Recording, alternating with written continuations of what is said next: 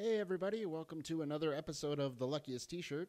What you don't know is this is actually take 2 of this episode, so unfortunately my tasty treat packs have been opened and spoiled for me, so I know what's in there, and it really wasn't much. So we're going to try take 2. The audio was a little bit fucked up on my first try, so guess what? I'm just going to do it again, and I'm doing it all for you. So what are we talking about today? We're talking about some Dragons of Tarkir, as we should, as it's the first week of its release, its actual release. I got to play my pre-release events, and I was teamed up with a lovely gentleman named Greg, who is very good at Magic, for the two-headed giant portion of my pre-release. I put it out there. I said, I haven't got a partner. Anybody want to join me? And he said, hey, yes, let's team up. Let's do this. Let's see what happens. And we sat down to build our decks. He was doing the Atarka pack, and I had an Ojutai pack. So he looked at his cards, threw me a couple cards he thought I should play. I threw him a couple cards I thought he should play, and we built him. So his was fairly straightforward. So we focused mostly on mine, and we went with a white-blue kind of tempo shell using the elusive 1/3 guy to try and get through damage whenever we could. It worked out pretty well. We went 4-0. An interesting thing that happened in the last couple turns of one of the matches, we had a pretty big board on both sides of our side of the table, and our opponents, it was fairly even. Although we had some elusive guys, some guys they couldn't necessarily block, and they definitely didn't have very many profitable trades. So I said, well, maybe this is a good turn to swing out because they need to have 2 removal spells. And here's why. We had a face-down Stratus Dancer on our side of the field under my control, and we were also swinging with the 5/5 for 3. We had pump spells in our hand. We're pretty much in a good place, in a really good place. So I said, well, in order to not lose, they need 2 removal spells. And, I said that out loud, knowing full well that they would hear me. I didn't really care too much. And sure enough, we swung, and sure enough, they had 2 removal spells. Unfortunately for them, the crackback would not kill us. And so they needed to hold back their forces on their next turn. And when they passed our turn, we had a rebound spell coming off of exile, which pumped our Crisis, which meant they couldn't block it, which meant it dealt the last 2 points of damage to them. So I found the pre-release experience quite balanced. It wasn't so much like the Fate Reforged pre-release where bombs ruled the day. Yes, there are some bombs in this set, but I don't think that they will determine draft strategies as much, only because the removal's better. The removal is definitely more selective, but it's at a better cost. We have things like Pacifism, which is an all-star. It's an absolute all-star in this set because a lot of creatures have just attacking bonuses. Being able to say you can't block with certain creatures is great. It's essentially a 2-mana removal spell, and for things like the big swingy dragons, they're not going to the graveyard, which means you're not going to reanimate it. They're staying on the field, and they're not doing shit. So I found Pacifism to be a really good one. So we ended up winning. Me and Greg, we ended up winning a pre-release event. So I got a bunch of packs. So I took those packs and everything that I had opened for my pre-release and built, just like I did in Fate Reforged, I built my pre-release EDH deck. I took Chromat as the commander. My only exceptions were Sol Ring and Command Tower. So other than those 3, I did take a little bit of liberty. I added one of each of the gain life tap lands from Fate Reforged because I'm playing a 5-color deck. I'm going to need at least a little bit of fixing. So I think I get away with that a little bit. So that's what I did there. I played that last night and it was a lot of fun. A couple things I learned. The uncommon cycle of dragons that are megamorph dragons that you pay 3 to put face down, and then when they flip face up, they get a +1/+1 counter for each other dragon on the battlefield that you control. They flip for 7, and 7 is way too much, even in a format like EDH. You just don't get the value that you need to get for 7 mana. 7 mana is so many creatures that just have so much more impact than getting a couple extra +1/+1 counters. If I were to convert this deck, this pre-release deck, to a real deck, those would be the first things cut. They just aren't very good at all. What was good was, as I said, pacifism. An opponent played a turn 2 Steel Hellkite off of an Urza land and a Mana Crypt and an island. Is that right? Anyway, he played turn 2 Steel Hellkite, which met my turn 2 pacifism. Okay, it's not doing nothing. Play on. So that felt pretty good. Other all-stars, 2 I want to talk about in green. Den Protector has earned the nickname of Maternal Witness because it's very close to the effect that Eternal Witness has, which is bring a card from your graveyard back to your hand. And the way this one is different is it's a megamorph, so you play it face down for 3, 3 colorless, and then you can turn it face up for a green and 1. And when you do, you get the Eternal Witness effect. Bring something back from the graveyard. Pair with that other megamorphs and Death Mist Raptor. This guy is awesome. He's green, and 1 for a 3/3 Death Touch. He also has Megamorph, which flips up for 4 and a green. But he has this nice ability that anytime you flip a creature on the battlefield, he comes out of the graveyard, and you can choose to put him face down or face up. Chances are you're going to put him face up. If you put him face down, I don't know why you would, but he's a 3/3 Death Touch. You put him face down so you can make him a 4/4 Death Touch. But really, the power doesn't matter. It's Death Touch. He's going to trade with most of the stuff that he hits. He's going to trade with lots of stuff. I mean, Indestructible gets around it, but not everything's indestructible. So those two together, when you flip Den Protector and get a card, you don't get Death Mist Raptor because he just comes onto the battlefield, but you do get something else, so you get something else back.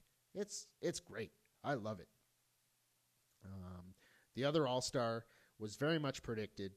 Sidisi Undead Vizier. Awesome card.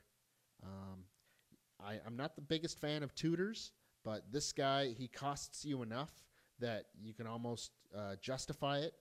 It is slightly abusable, and by slightly, I mean very abusable. All you got to do is blink him, put him back on the battlefield, sack something else. In the big deck format, there's a lot of stuff that you can sacrifice. There's usually fodder around somewhere. You can even sack him to himself and then flip your Den Protector, get him back to your hand, do it again.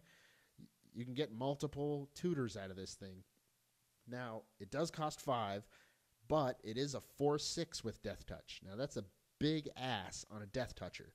And if you're swinging with him, if you can give him Trample, that's even better because you only have to put 1 on each creature that is blocking it. I don't think you're going to see very many blockers blocking a 4/6 Death Toucher. It's a good card. I really like it. I'm looking forward to building with it and around it, but I am a little bit afraid of its abusability. Demonic Tutor, 2 mana for the same effect, is a very strong card. Usually, if you give it flashback, you can do it twice. But whereas Sidisi is a creature and reanimation spells are a real thing, being able to tutor, every couple turns at least, just with this guy's effects, it's going to be real good. and real scary in the wrong decks. But overall, for Dragons of Tarkir, I found the set a little bit underwhelming as far as the quality of cards in it. There are a few cards that I'm really excited about, and a few cards I'm a little confused about. Like Myth Realized, I know what it does, but I don't know what its effect is going to be on EDH and on many other formats.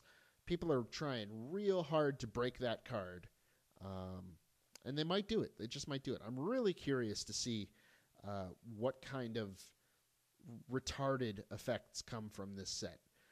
So it's a third set in a block, and those generally tend to be a little bit weak as far as fan appreciation. So I'm curious as to how this one will play out. This one's unique in that because we're going to the two set system in the blocks,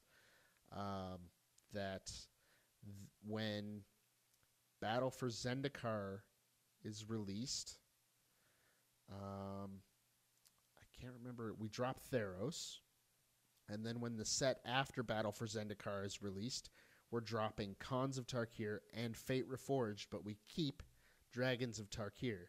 So there's going to be just that little bit lingering flavor sticking around of this set. So this set is very much designed almost like a standalone set. And I think that's why they printed, they printed the 5 dragons in Fate Reforged, and then they printed them again, but different versions in Dragons of Tarkir, and it's probably because Fate's going to drop out before Dragons does, so these dragons will be sticking around for a little while.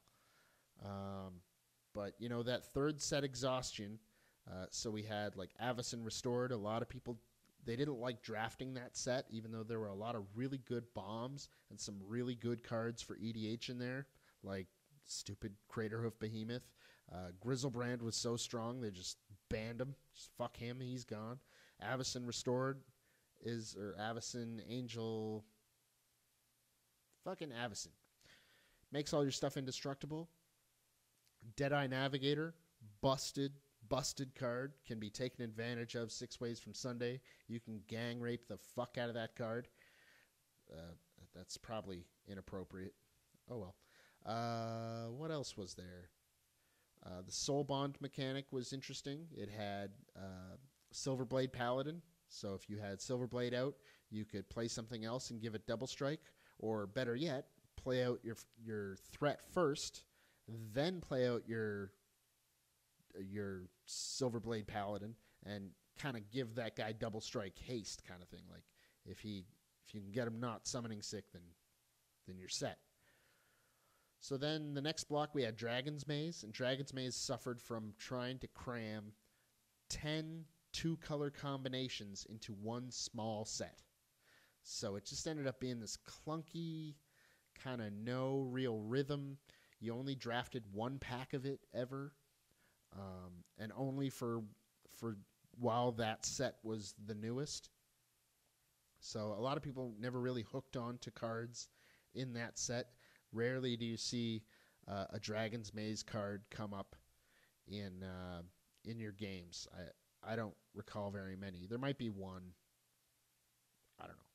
Just let me know which one shows up. I can't remember. Then you have Journey into Nyx, third set of the Theros block. So went Theros, Born of the Gods, then Journey into Nyx. And that one's still in standard right now. There might be a few cards being played out of it.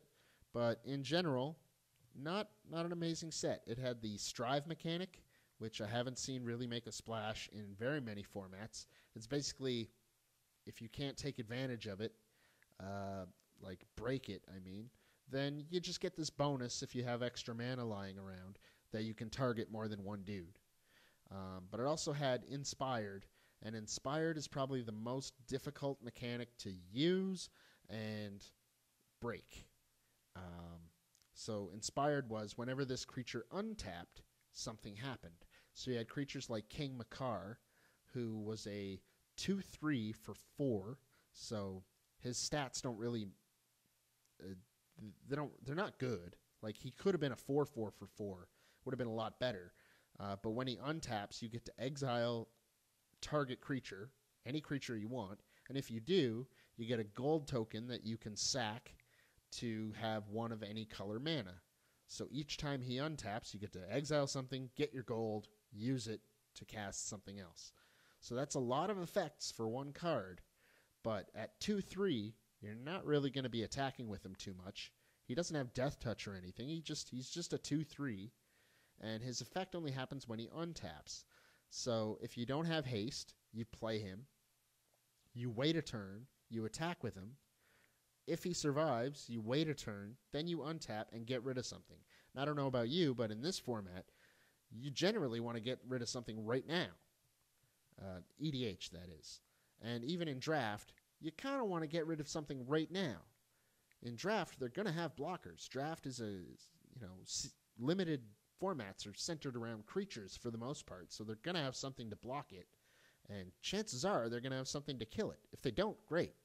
You're going to get rid of their stuff. But anything you want to exile is going to be bigger than it anyway, but you have to attack. It's just a fucked up card. So now we have Dragons of Tarkir, the third set in the block. And I'm just like, there's some cards that I'm excited about. I want to see what kind of shenanigans Narset Transcendent can get up to. I want to see if Sarkhan Unbroken gets broken. I don't think he will, but he could. He adds a mana, draws you a card. Seems good, right?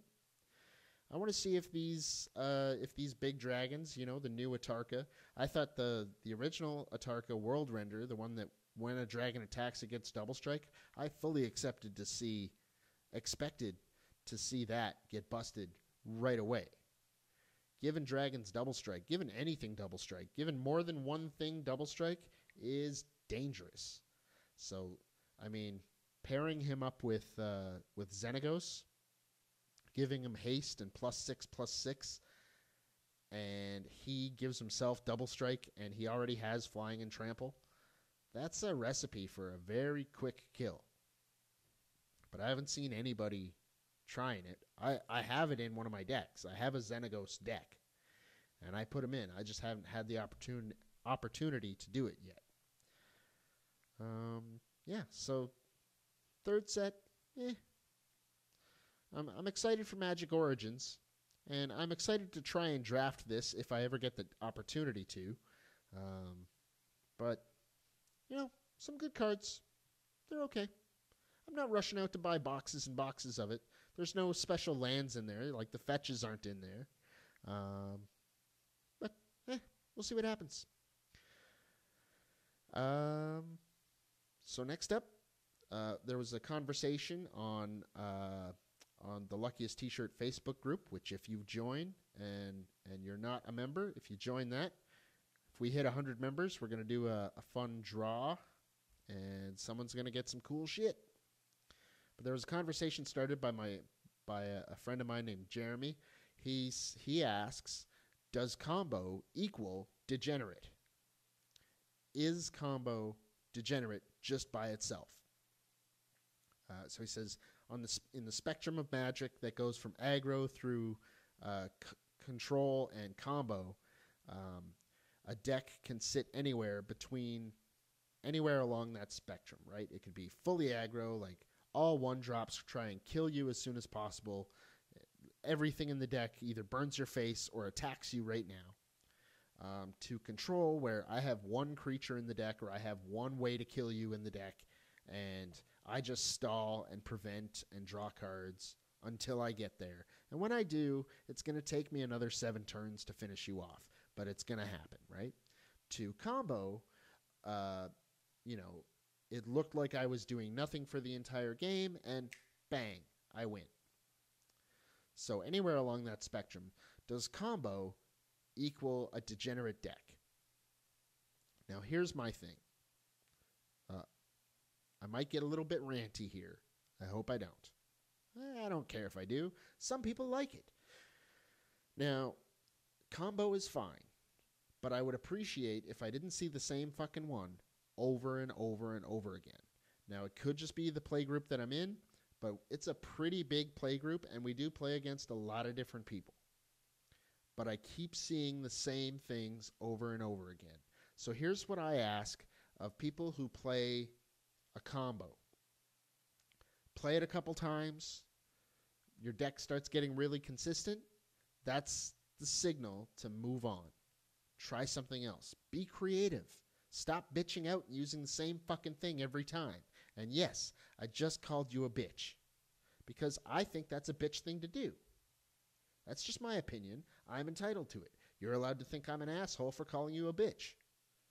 But that's what I think, right? If you spend, more than,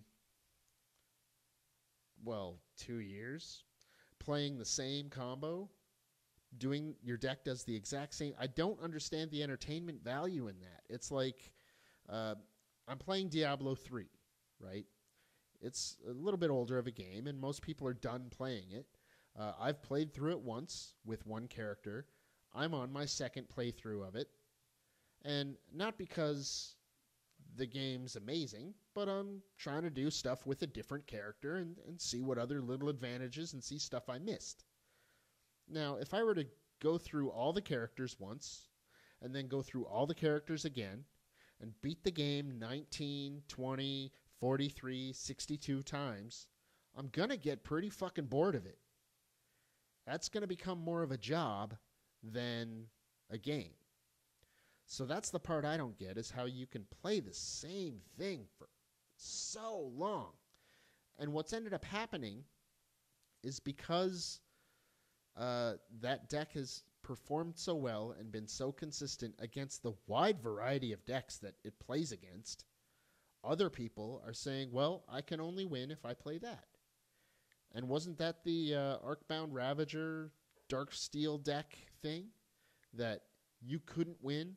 There was nothing you could do unless you played that deck? I wasn't around for that time, and I'm glad I wasn't, because I heard it was pretty fucking miserable. But if that deck does that all the time, then shouldn't we do something about it? Now, my suggestion is that you try something new.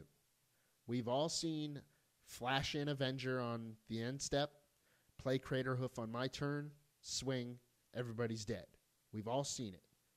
I've seen it, I'm going to say hundreds of times, at least 100 times. And I've only played a few hundred games of EDH. It takes a long time. That's, we're talking hundreds of hours, right? But I've seen that a lot. I've seen the Niv Mizzet draw, ping, draw, ping, draw, ping, draw, ping. I've seen that. Most of us have seen that. We've seen Exquisite Blood, Sanguine Bond, gain a life, win the game. We've seen that before.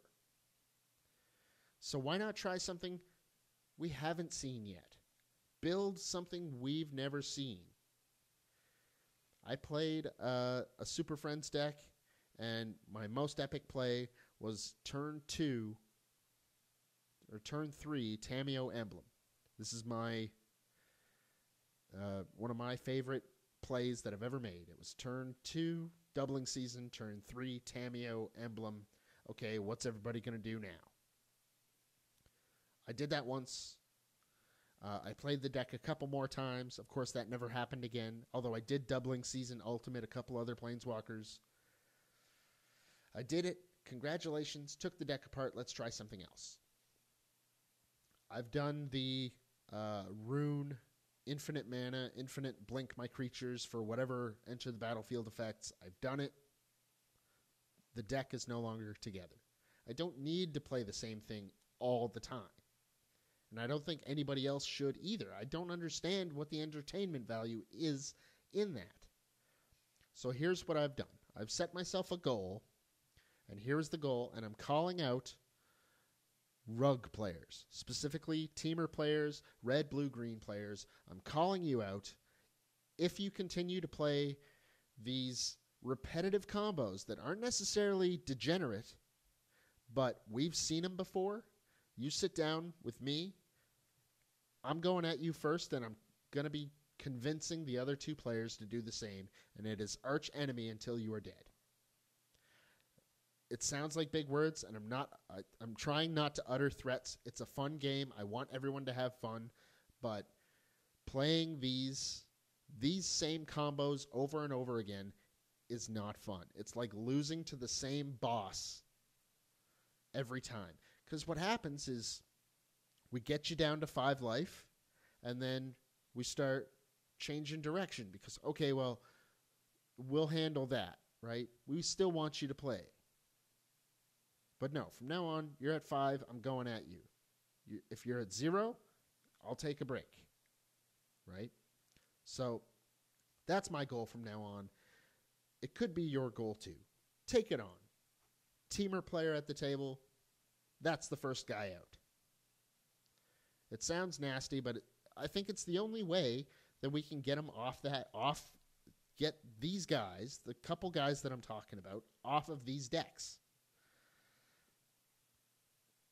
Anyway, that's my thing. That's what I'm going to do. If you want to do that, great. And I mean, if I assume there are going to be a couple of you, well, fuck you. I'm coming straight at you then.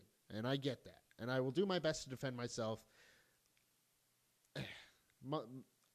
I'm hoping that I have a reputation for, I play fun decks, I play quirky decks, theme decks, ones that can win but have to do a bit of work to get there.